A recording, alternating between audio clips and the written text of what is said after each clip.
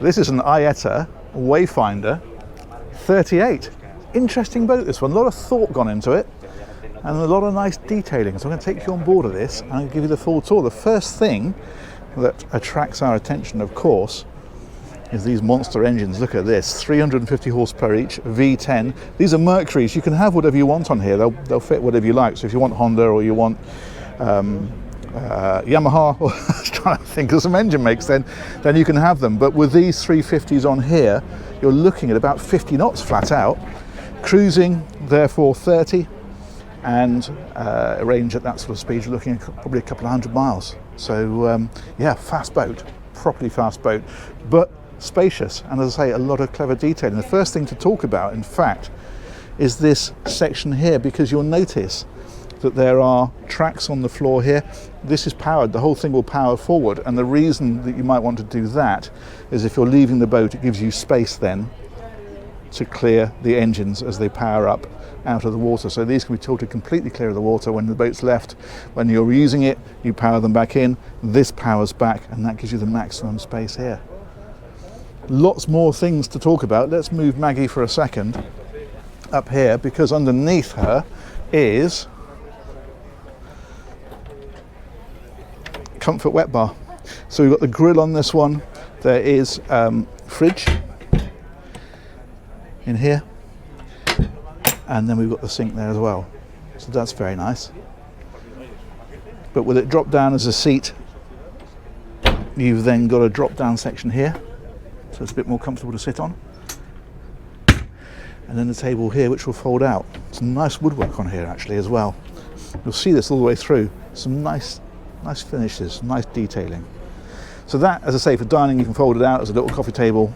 It folds up like that. But then this one here as well, there's a couple of things to mention here. I'm going to shunt Maggie back again.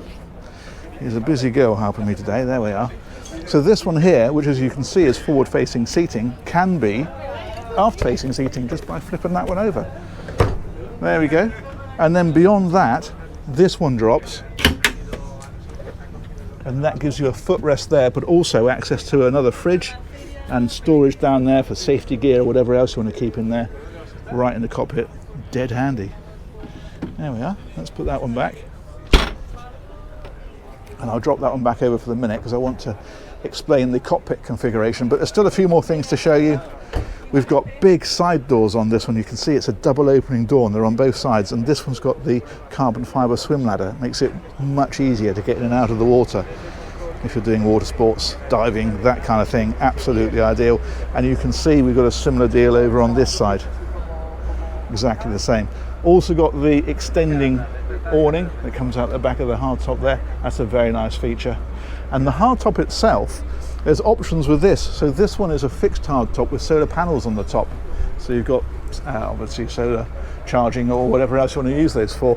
However, what you can have as an alternative is an opening section. So if you want that as an opening roof, you can have it. If you want a fixed roof, not a problem. So this area here, again, that's that bent rest that we saw that flips over. They've kept this one nice and open. And in fact, what you can do here is the same with this. You can flip this one over, and you've got seats facing each other. But if you prefer, you could have this made into U-shaped seating that goes all the way around here. You could have a table in the centre here. So if you want more dining space, then you've got it. If you want to keep it open as we've got here, then you can do that. A lot of options and a lot of choices with these. Another fridge mounted down underneath here. And again, more storage underneath the floor. There we go. That's that. Helm position is here as well, of course. And again, this nice detailing with the wood like this and down here.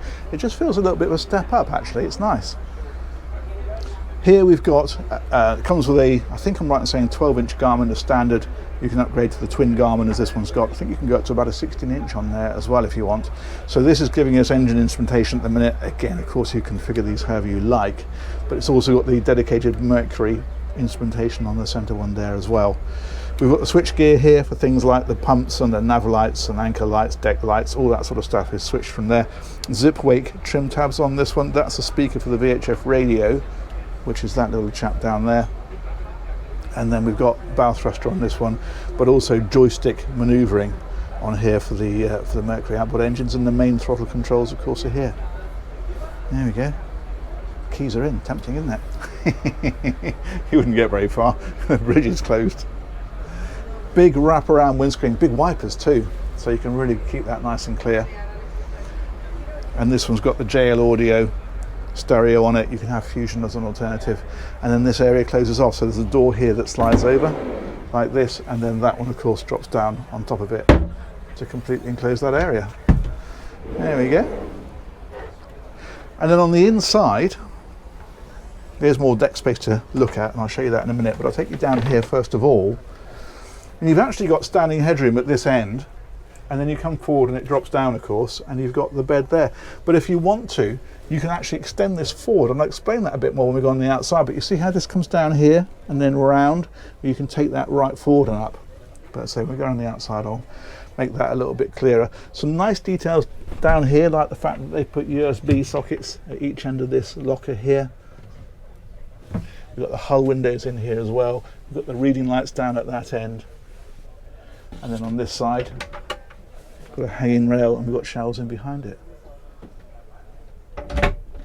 And of course, very helpful, toilet is in here as well. So that's tucked away inside here, like so. So that folds up against there, or you can close that one down like that, and then there's a shower that pulls out of there.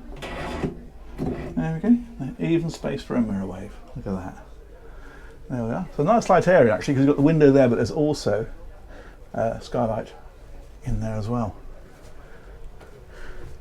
And then finally there's a little settee down here, and in fact they've extended that back down underneath there, so for a little child's bed or something like that, absolutely ideal. Bit more storage on this side. The other thing that we've got here then, well, there's more storage underneath there, but also the electrical panel. He says, hang on, oh there we go, I've got it. Just trying to work out what those keys are doing. So this is all the circuit breakers for, well, everything, but also the battery switches are here too, and you can see they've put separate batteries for each engine. They're not running off the same start batteries, they're totally separate from each other. Service batteries separate again, bow thruster separate again, and there's a paralleling switch there, so you can, a bit like jump leads, if something's flat you can parallel across using that one. Very good. So that's all that tucked away, all very get-atable. And talking of get-atable, you can get to all the electrics behind it here as well, which is quite helpful. There we go. That's that. That switch is there for lighting. And that's the cabin. Let's head on around a little bit further. It's a big space out here though, isn't it? Look at this. That is excellent, and there's more of it, because if we walk around this side, again they put these nice wooden handrails in places like this, and then steps up, pop-up cleats, so these can fold flat like that. Now this is what I was talking about. So on this boat you've got this settee here. The alternative is to have the cabin coming out level like that and then dropping, so that gives you more headroom downstairs. And the interesting thing is that of course you can spec that when you order the boat, but actually if you've had the boat for a while and think, do you know what, we need a bit more space inside, they've actually got the parts where they can change it, so you can have that whole moulding removed and swap it for the other moulding that goes out and down, or vice versa. If you've got the other one and decide you don't need that space inside, you'd rather have a bit more seating out here, you can do it. A couple of other extras out here. Standard, it has the settee across the front, but you can extend it back, as this one's got, into U-shaped seating. And the table as well, it's a height adjustable table, that's another option, but it does mean that with that drop down you can infill it and make that into a massive sunbathing or daybed area. And again, as an alternative, you've got the bimini overhead. Very nice. And we'll come right up to the very front. You can see the speakers dotted around the place. There we go, down there as well. And then right at the very front, anchor handling kit. Worth mentioning that this boat comes in what they call a sort of turnkey version, so everything from the anchor to the anchor chain to the fenders to the warps, all of that is standard. So if you bought the boat and had no extras at all, it would be good to go. But then obviously there's a lot of things that you can change and add if you want to. And interestingly, I'm told this is the standard anchor, and yet it's a stainless steel Ultra, which is impressive. They're clearly not skimping with this, are they? There we go, anchor winch is back down there, and the anchor chain is underneath, which means you've got space then to put fenders and other bits and pieces in there if you want to. That's a useful area, isn't it? There we go. Fantastic. And that, my friends, I think is about the size of that. It's not the biggest boat we've toured, but it's certainly an interesting one, and it's certainly a very, very fast one. Huge thanks to Aiata for organising that tour. Massive thanks to you guys, of course, for watching. Let me know what you think of that one in the comments, and we'll catch you on another one of these real soon. Take care. Bye-bye.